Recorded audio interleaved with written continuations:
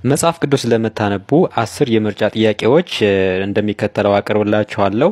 ከ10ሩ ስንት እንደምትመልሱ ራሳችሁን ፈትኑ። መልሱን መጨረሻ ላይ እየነገርኳችሁ የሚሄድ ይሆናል። ስለዚህ መጨረሻ ላይ ከ10ሩ ስንት እንደምትመልሱ ኮሜንት ላይ አስቀምጡልኝ። ጥያቄ ቁጥር 1 ክርስቶስ በተወለደ ጊዜ ከሰባ ሰገል ያልቀረበው እጅ መንሻ የቱ ነው? ሀ ወርቅ፣ ለ ከርቤ፣ ሐመሮሃ ዘቢብ፣ መ ዕጣን። መልሱ ሐመሮሃ ዘቢብ። ጥያቄ ቁጥር 2 ጌታችን መድኃኒታችን ኢየሱስ ክርስቶስ 40 ቀንና 40 ሌሊት የጾመበት ቦታ ማን ይባላል? ሀ ቂሳሪያ፣ ለ ቆሮንቶስ፣ ሐመሮሃ ደብረ ዘይት፣ መ ጌቴሴማኒ።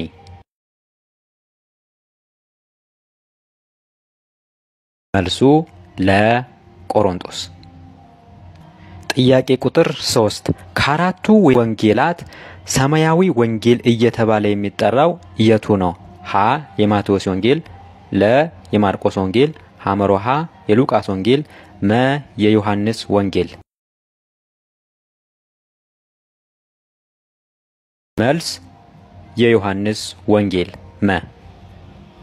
ጥያቄ ቁጥር 4 ያዕቆብ ከምድር እስከ ሰማይ የተዘረጋች መሰላል ያየበትን ቦታ ማን ብሎ ሰየማት? ሀ ቤቴል፣ ለ ሎዛ፣ ሐመሮሃ ከነአን፣ መ ካራን።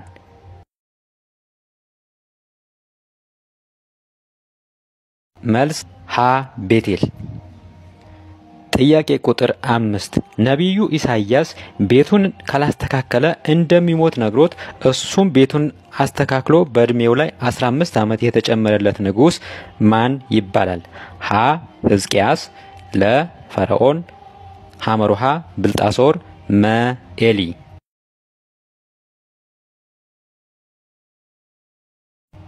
መልስ ሀ ሕዝቅያስ። ጥያቄ ቁጥር 6 ክርስቶስን ለማየት አጭር በመሆኑ ዛፍ ላይ ወጥቶ የተመለከተው ሰው ማን ይባላል? ሀ ዘብዴዎስ፣ ለ ዘኬዎስ፣ ሐመሮሃ አልዓዛር፣ መ ስምዖን።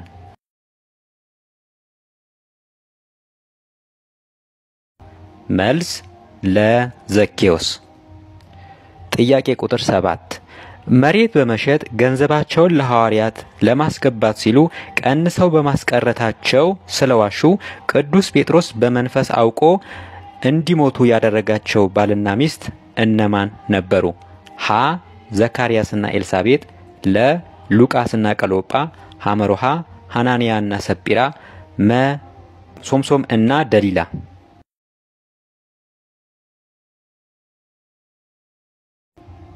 መልስ ሐመሮሃ ሐናንያና ሰጲራ። ጥያቄ ቁጥር 8 ማኔ ቴቄል ፋሬስ ማለት ምን ማለት ነው? ሀ በደም የተገዛች መሬት፣ ለ ተመዝነህ ቀለልክ መንግስትህ ተከፈለ፣ ሐመሮሃ እግዚአብሔር ከወገንህ ለየህ፣ መ መልስ አልተሰጠም።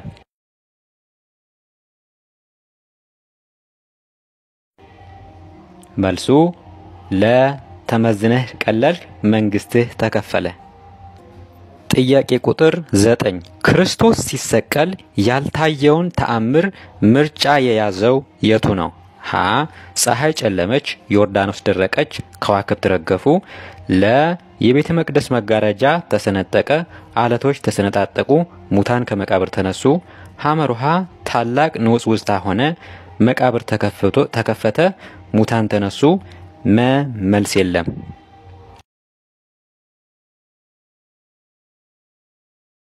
መልሱ ሀ ፀሐይ ጨለመች፣ ዮርዳኖስ ደረቀች፣ ከዋክብት ረገፉ፣ ዮርዳኖስ ስላልደረቀች።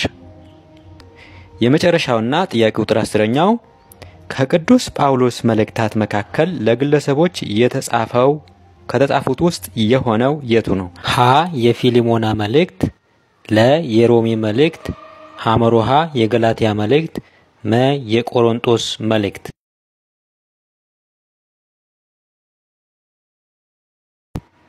መልስ ሀ የፊሊሞና መልእክት። ፕሊስ ለሁሉም እንዲደርስ ሼር ላይ ኮፕሊንግ ማድረግ አይረሳ። ሰላም። የፋሲካው በግ ኢየሱስ ክርስቶስ። እስራኤላውያን ከግብጽ ባርነት ነፃ የወጡበት በግ የኢየሱስ ክርስቶስ ምሳሌ ነበረ። ይህንን ዝግጅት ሲያዘጋጁ እግዚአብሔር እንዲህ አዟቸው ነበረ። ነውር የሌለበት የ1 ዓመት ጠቦት በግ ግዙ። ወር በገባ በ10ኛው ቀን እስከ 14ኛው ቀን እናንተ ጋር ይቆይ። በ14ኛው ቀን እረዱት። ስታርዱት በማህበር እረዱት። ደሙን በበሩ መቃል ላይ እርጩት። ደሙ የተቀባበትን ቤት ሞት አያገኘውም። ስጋውን ስትበሉ ጥሬውን አትብሉ፣ የተቀቀለውንም አትብሉ፣ የተጠበሰውን እንጂ። ስትበሉ ከመራራ ቅጠል ጋር እየቸኮላችሁ ወገባችሁን ታጥቃችሁ ጫማችሁን ተጫምታችሁ በትራችሁንም ይዛችሁ አጥንቱን እንዳትሰብሩ። የምትበሉበት ቂጣ እርሾ አይኑረው፣ ስጋው ከተረፋችሁ አቃጥሉት ብሎ ትእዛዝ ሰጥቷቸው ነበረ። እንግዲህ ይህ ትእዛዝ ለኢየሱስ ክርስቶስ ምሳሌ እንዴት እንደሚሆን እንየው። ወር በገባ ነውር የሌለበት የ1 ዓመት የበግ ጠቦት ግዙ ማለት ኢየሱስ ክርስቶስ ንጹህ ከበደል ነፃ ንጹህ መስዋዕት እንደሆነ ይናገራል። ወር በገባ በ10ኛው ቀን እስከ 14ኛው ቀን ድረስ እናንተ ጋር ይቆይ ማለት ዕለተ ሕማማትን የሚያሳይ ይሆናል። በ14ኛው ቀን እረዱት ማለት በ14ኛው ቀን የተባለችው ዕለተ ዓርብ ትሆናለች። ስታርዱት በማህበር እረዱት ማለት ክርስቶስ በአደባባይ መታረዱን መሰቀሉን ያሳያል። ደሙን በበሩ መቃን ላይ እርጩት ማለት የበር መቃን የተባለው የክርስቲያኖች ከንፈር ይሆናል ማለት ነው። ቅዱስ ቁርባኑን የምንወስድበት ማለት ነው። ደሙ የተቀባበትን ቤት ሞት አያገኘውም ማለት ስጋው ደሙን የበላ ሰው እንደማይሞት የገሃነም መከራ እንደማያገኘው ይናገራል። ስትበሉ ጥሬውን አትብሉ ማለት ጥሬውን ማለት ስጋው መለኮቱን አሸንፎታል አትበሉ። የተቀቀለውን ማለት ደግሞ የተቀቀለውን አትብሉ ማለት መለኮቱ ስጋውን አሸንፎታል አትበሉ ማለት ነው። የተጠበሰውን ብሉ ማለት ደግሞ ኢየሱስ ክርስቶስ ፍጹም ሰው ፍጹም አምላክ ነው ብላችሁ እመኑ ማለት ነው። ሰውነቱና መለኮቱ ፍጹም ተዋህዷል ብላችሁ እመኑ ማለት ነው። ስትበሉ ከመራራ ቅጠል ጋር ብሉ ማለት የኢየሱስ ክርስቶስን የመስቀል መከራ እያሰባችሁ ብሉት ማለት ነው። እየቸኮላችሁ ብሉ ማለት ሞት እንዳለ አስባችሁ ቀጠሮ ሳትሰጡ ቶሎ ብሉት ማለት ነው። ወይም ደግሞ ቁረቡ ማለት ነው። ወገባችሁን ታጥቃችሁ ማለት ለመልካም ስራ ፍቅርን ይዛችሁ ተነስታችሁ ብሉት ማለት ነው። ጫማችሁን ተጫምታችሁ ማለት ወንጌልን ተምራችሁ ወንጌልን ይዛችሁ ብሉት ማለት ነው። በትራችሁንም ይዛችሁ ማለት መስቀልን ይዛችሁ የመስቀሉን የክርስቶስን መከራ መስቀልን ይዛችሁ ብሉት ማለት ነው። አጥንቱን አትስበሩ ማለት ኢየሱስ ክርስቶስ በደል አለበት አትበሉ ማለት ነው። የምትበሉበት ቂጣ እርሾ አይኑረው ማለት ደግሞ ከቂም ከኃጢአት ከበደል ንጹህ ሆናችሁ ራሳችሁን አንጽታችሁ ስጋው ደሙን ተቀበሉ ማለት ነው። ስጋው ከተረፋችሁ በእሳት አቃጥሉት ማለት የክርስቶስ ሰው መሆን እንዴት አምላክ ሰው ሆነ ብላችሁ ምስጢሩ ከረቀቀባችሁ ለመንፈስ ቅዱስ አሳልፋችሁ ስጡት ማለት ነው። የቅዱስ ቁርባን ነገር ከከበዳችሁ እንዴት ሰው ህብስቱን በልቶ ደሙን ጠጥቶ እንዴት መንግስተ ሰማያት ይገባል ብላችሁ ምስጢሩ ከረቀቀባችሁ አሳልፋችሁ ለመንፈስ ቅዱስ ስጡት እንጂ አትመራመሩ ማለት ይሆናል ማለት ነው። ስለዚህ ይህንን ታሪክ በኦሪት ዘጸአት ምዕራፍ 12 ከቁጥር 1 እስከ ቁጥር 12 ድረስ ብታነቡ ታገኙታላችሁ። ስለዚህ አብዛኛውን ጊዜ ወይም ደግሞ ብዙ ጊዜ ኢየሱስ ክርስቶስ በግ እየተባለ የተጠራበት አንዱ ምስጢሩ ይሄ ነውና እስራኤላውያን ልክ ያንን በግ በልተው ከግብፃውያን ባርነት ነፃ እንደወጡ እኛም ኢየሱስ ክርስቶስ ታርዶልን የሱን ስጋና የሱን ደም በልተን ጠጥተን ከሲኦል ነፃ እንደወጣን ያሳያል ማለት ነው። ስለዚህ ይህ ምስጢር በጣም ልናውቀው የሚገባ የቤተክርስቲያናችን መሰረት የሆነ የምስጢረ ተዋህዶ ወይም ደግሞ ምስጢረ ስጋዊና ምስጢረ ቁርባን ባንድ ላይ አጠቃለው የያዘ ምስጢር ነው። ስለዚህ ይሄንን ለሁሉም ሼር ላይ ኮፕሊንግ አድርጋችሁ እንድታዳርሱ ጠይቃለሁ። ሰላም እግዚአብሔር ከሁላችሁ ጋር ይሁን። ሰላም።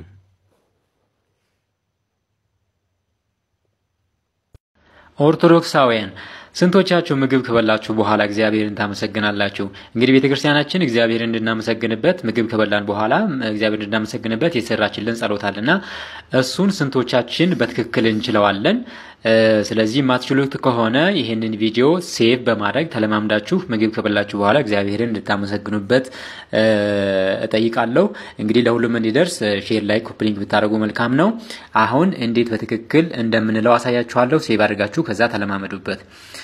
ስብሐት ለአብ ስብሐት ለወልድ ስብሐት ለመንፈስ ቅዱስ ስብሐት ለአብ ስብሐት ለወልድ ስብሐት ለመንፈስ ቅዱስ ስብሐት ለአብ ስብሐት ለወልድ ስብሐት ለመንፈስ ቅዱስ ስብሐት ለእግዝእትነ ማርያም ድንግል ወላዲተ አምላክ ስብሐት ለመስቀለ እግዚእነ ኢየሱስ ክርስቶስ ክርስቶስ በምህረቱ ይዘከረን አመዳግም ምጽአቱ ያስተሐፍረን ለሰብሖተ ስሙ ያንቀሐን ወበአምልኮቱ ያጽንዓን እግዝእትነ ማርያም አዕርጊ ጸሎተነ ወአስተስሪ ኩሎ ኃጢአተነ ቅድመ መንበሩ ለእግዚእነ ለዛ ብልዓነ ዘንተ ህብስተ ወለዛ አስተየነ ዘንተ ጽዋዕ ወለዘ ሰርዓ ለነ ሲሳየነ ወአራዘነ ወለዘ ታገሰ ለነ ኩሎ ኃጢአተነ ወለዘ ወሃበነ ስጋሁ ቅዱሰ ወደሞ ክቡረ ወለዛ አብጽሐነ እስከ ዛቲ ሰዓት ነሃብሎቱ ስብሐተ ወአኮቴተ ለእግዚአብሔር ልዑል ወለወላዲቱ ድንግል ወለመስቀሉ ክቡር ኢተአኮት ወይሰባ ስሙ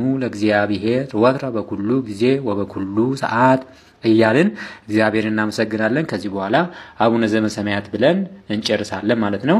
ስለዚህ ይችን በትክክል ተለማምዳችሁ በጭንቅላታችሁ ይዛችሁ እግዚአብሔርን እንድታመሰግኑበት እጠይቃለሁ። ሰላም እግዚአብሔር ሰዎች ለምን ሃይማኖትን የሚጠሉ ይመስላችኋል? ስለ ሁለት ነገር ሃይማኖትን ይጠላሉ በዚህ ዘመን ያሉ በራልን የሚሉ ሰዎች። አንደኛ ሃይማኖት ምን እንደሆነ አያውቁም። ሁለተኛ ኢንቴንሽናሊ ከኋላቸው ተልቋላቸው። እንዴት እንደሆነ አስረዳቸዋለሁ። እንግዲህ እስኪ መጀመሪያ ሃይማኖት ምን እንደሆነ ዲፋይን እናድርገው።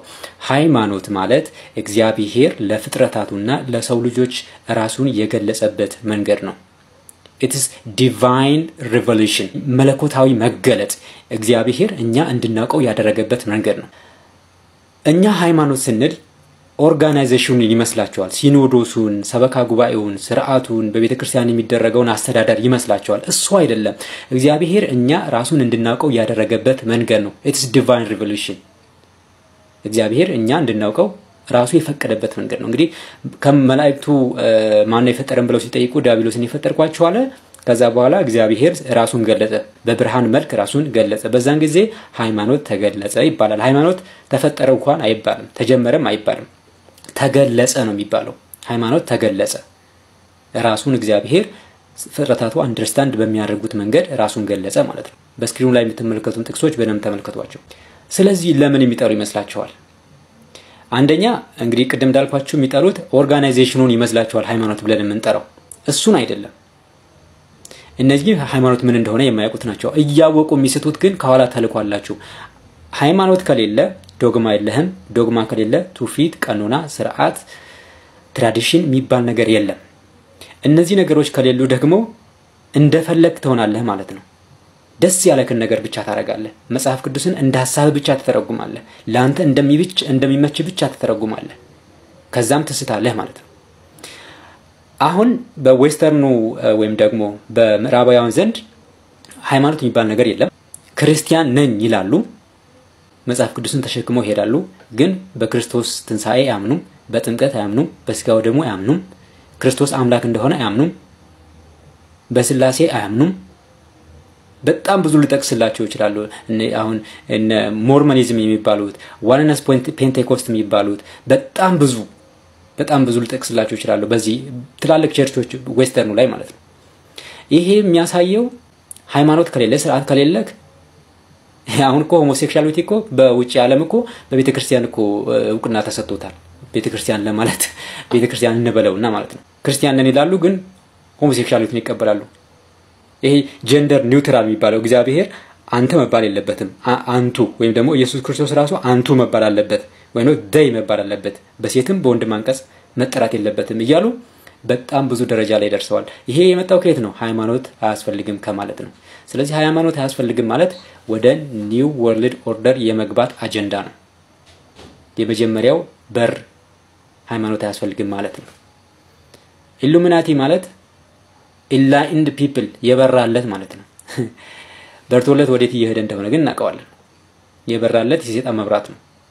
ስለዚህ በዚህ ዘመን ያሉ አንዳንድ በርቶልናል ብለው ሃይማኖትን የሚሳደቡ ሰዎች ከየት እንደሆነ ልናውቃቸው ይገባል። እንዴት እዛ የሚቀመጠው ሰው ወንድሙን ደንቆሮ ሲባል እንዴት አሜን ይላል?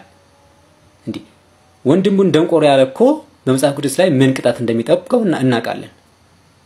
ግን አሜን ይላል እዛ የተሰበሰበው። ስለዚህ እነዚህ ሰዎች ምን እንደሆነ አላማቸው ኢየሱስ ይላሉ እንጂ አላማቸው ሌላ ነው። ሰዎች ልትነቁባቸው ይገባል። እኛ ኢየሱስ ቢሰብክ እኮ ደስ ይለናል፣ ግን እሱ አይደለም አላማው። ሲጀመር እንደዚህ አይደለም ኢየሱስ የሚሰበከው። በህይወት በመኖር እየበሩ በአፍ ሳይሆን በህይወት በመኖር ነው። እና ኦርቶዶክሳውያን በጣም ጥንቃቄ አድርጉ፣ በጣም አንብቡ፣ ጠይቁ፣ ጸልዩ።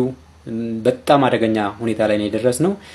ብቻ እግዚአብሔር ለሀገራችን ምሕረት ያምጣልን፣ ለነሱም ልቦና ይስጣቸው። እስኪ ቀጣይም ላይ በተከታታይ ሃይማኖት ምን እንደሆነ በደንብ ለማየት እንሞክራለን። ለአሁኑ ግን ይህንን ቪዲዮ ሼር፣ ላይክ፣ ኮፒ ሊንክ በማድረግ ለሁሉም እንድታደርሱ ጠይቃለሁ። እግዚአብሔር ከሁላችን ጋር ይሁን። ደብረ ታቦር የተፈጸሙ ድንቅ ምስጢራት። ደብረ ታቦር ከጌታ አበይት በዓላት ውስጥ አንዱ ነው። በዚህ በዓል ላይም 5 ታላላቅ ምስጢራት ተፈጽመዋል። እነሱን እናያቸዋለን። እንግዲህ ጌታ ኢየሱስ ክርስቶስ አእማድ ሐዋርያ ወይም ደግሞ የምስጢር ሐዋርያ የሚባሉትን ጴጥሮስን ያዕቆብንና ዮሐንስን ይዞ ወደ ደብረ ታቦር ተራራ ይዟቸው ወጥቶ የተፈጸመ ምስጢራት ናቸው ማለት ነው። እነዚህ ታሪኩን የምታገኙት የማቴዎስ ወንጌል ምዕራፍ 17 ከቁጥር 1 ጀምራችሁ ስታነቡ ታገኙታላችሁ። የመጀመሪያው ምስጢር በደብረ ታቦር ተራራ ከመውጣታቸው በፊት ቀደም ብሎ አንድ ጥያቄ ጠይቋቸው ነበር ሐዋርያትን። ሰዎች እኔን ማን እንደሆንኩ ይናገራሉ ወይም ደግሞ እኔ ማን ነኝ ብለው ይናገራሉ ብሎ አንድ ጥያቄ ጠይቋቸው ነበር። ከዛ ሰዎች የሚሉትንም መልሰው ሐዋርያት ለኢየሱስ ነግረውት ነበር። አንዳንዶቹ መጥምቁ ዮሐንስ ነው፣ አንዳንዶቹም ኤልያስ ነው፣ ሌሎቹ ደግሞ ኤርሚያስ ነው ወይም ደግሞ ከነቢያት አንዱ ነው ይላሉ ብለው መልሰውለት ነበር ማለት ነው። ከዛ እርሱ የነቢያት ጌታ የነቢያት አምላክ የሐዋርያት አምላክ እንደሆነ ለማጠየቅ በብሉይ ኪዳን ከነበሩት ሞተው ከተቀበሩት ሙሴን በሕይወት ከተነጠቁት ኤልያስን አመጣና የሐዋርያት የነቢያት የሁሉም አምላክ እኔ ነኝ ወይም ደግሞ የሁሉም አምላክ እንደሆነ ገለጸላቸው ማለት ነው። ሁለተኛ ኢየሱስ አምላክነቱን ያገኘው በመስቀል ላይ ባደረገ ተጋድሎ የተሸለመው ሽልማት ነው ብለው እንዳይናገሩ ከመሰቀሉ በፊት በደብረ ታቦር ተራራ ላይ የመለኮቱን ብርሃን ገለጸላቸው ወይም ደግሞ አምላክ እንደሆነ የነቢያት አምላክ የሐዋርያት አምላክ እንደሆነ ገለጸላቸው ማለት ነው። ሶስተኛ እግዚአብሔር አብ በደመና ሆኖ የምወደው ልጄ ይህ ነው እርሱን ስሙት ብሎ ተናገረ። መንፈስ ቅዱስ ደግሞ በብሩህ ደመና መጣ። ወልድ ደግሞ በስጋ ተገልጾ ከሐዋርያት መካከል ሆኖ ተነጋገረ። በዚህ ምስጢረ ሥላሴ በግልጽ ታወቀ ወይም ደግሞ የሥላሴ ምስጢር አብ ወልድ መንፈስ ቅዱስ በደንብ በግልጽ ታወቁ ማለት ነው። ለሐዋርያት በደንብ ታወቁ። አራተኛ ሙሴ ከእግዚአብሔር ጋር ከ570 ጊዜ በላይ በቀጥታ ሲነጋገር ፊትህን አሳየኝ ብሎ ሙሴ ጥያቄ ጠይቆ ነበር። እግዚአብሔርም ፊቱን ማየት እንደማይችል ፊቱን አይቶ መኖር እንደማይችል በህይወት መኖር እንደማይችል ነግሮት ነበር። ከዛ ግን ጀርባውን እንደሚያሳየው ቃል ገብቶለት ነበር። ስለዚህ ያንን የገባለትን ቃል ኪዳን ይፈጽምለት ዘንድ ከሞተ ከሺህ ዓመታት በኋላ ሙሴ እግዚአብሔርን አየ። በብሉይ ኪዳን ሲያነጋግረው ኢየሱስ ክርስቶስ እንደሆነ የሚገልጽ ምስጢር ተገለጸ ማለት ነው።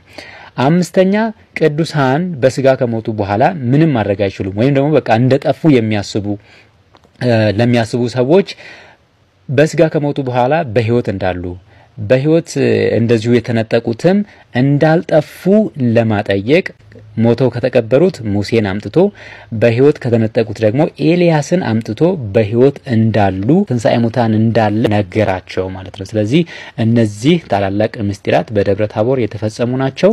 ለሁሉም እንዲደርስ ሼር፣ ላይክ፣ ኮፒ ሊንክ አድርጋችሁ ለሁሉም አዳርሱ። የመለኮቱ ብርሃን ከሁላችን ጋራ ይሁን። ሰላም።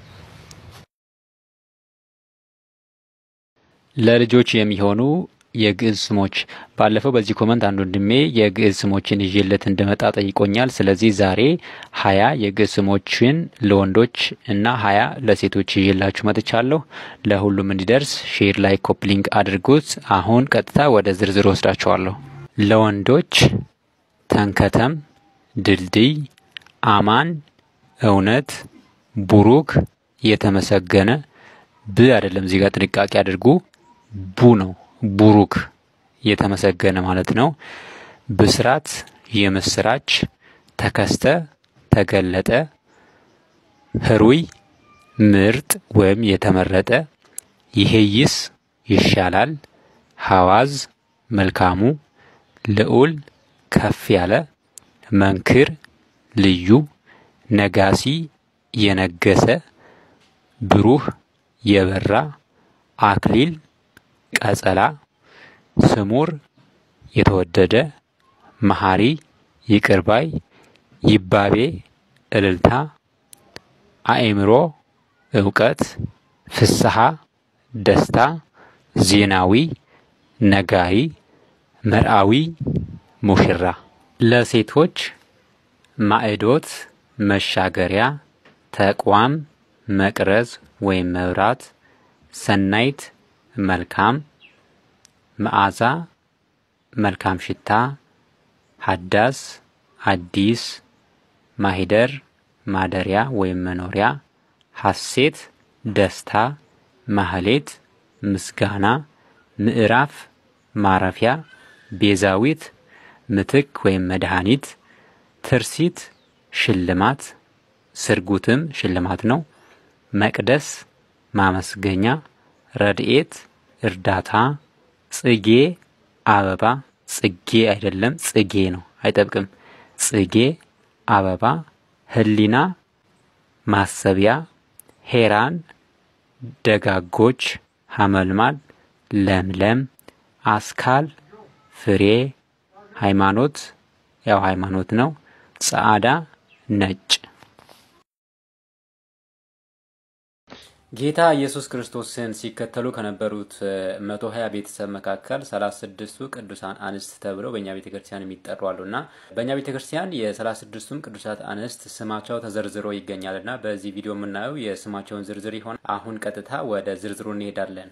ኤልሳቤጥ 2፣ ሐና 3፣ ቤርዜዳን ወይም ቤርስት 4፣ መልቲዳን ወይም ማርና 5፣ ሰሎሜ 6፣ ማርያም መግደላዊት 7፣ ማርያም እንተፍረት የአልዓዛር እህት ማለት ነው 8፣ ሐና 9፣ ማርያም የዘብዴዎስ ሚስት 10፣ ሶፊያ ወይም በርበራ 11፣ ዮልያና ወይም ዮና 12፣ ሶፊያ ወይም መርኬዛ 13፣ አውጋኒያን ወይም ጲላጊያ 14፣ አርሴማ 15፣ ዮስቲና 16፣ ጤግላ 17፣ አርኒ ወይም ሶፊያ 18፣ እሌኒ 19፣ ኢዮጵራቅሊያ 20፣ ቲዮክላ ወይም ቲኦድራ 21፣ ክርስቲያና ወይም አጥሩኒስ 22፣ ጥቅሞላ ወይም አሞና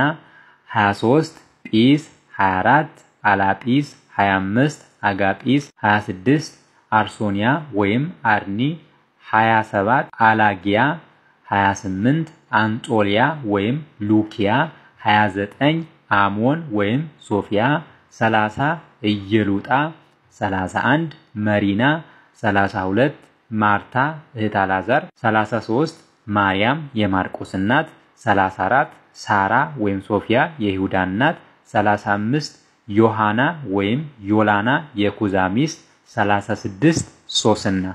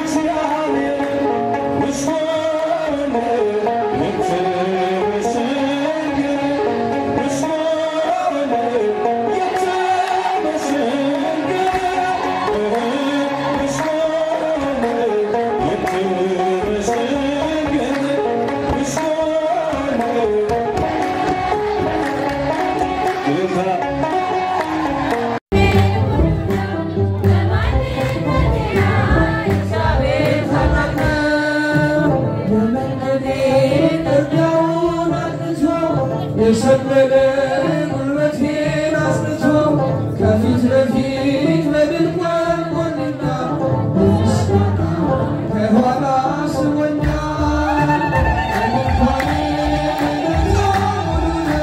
በድንኳኔ ዝማሬ ሙሉ ነው። በማንነቴ ላይ እግዚአብሔር ታላቅ ነው። በድንኳኔ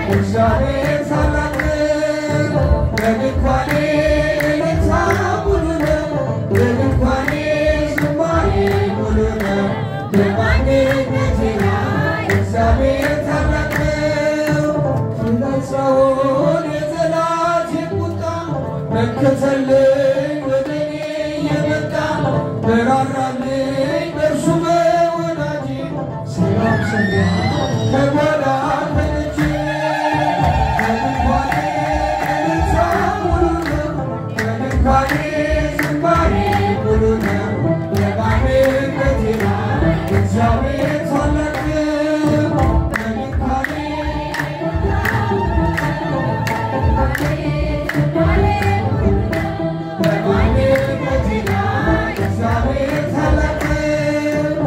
ስላልተወኝ አንዳች አጣብቀው ሙሉ ሰው ነኝ የለኝም ጎዶሎ በከፍታ ብኖር በዝቅታ ደስተኛ ነኝ ሁልጊዜ በጌታ ከድንኳኔ እልልታ ሙሉ ነው። ከድንኳኔ ዝማሬ ሙሉ ነው። በማንነቴ ላይ እግዚአብሔር ታላቅ ነው። ከድንኳኔ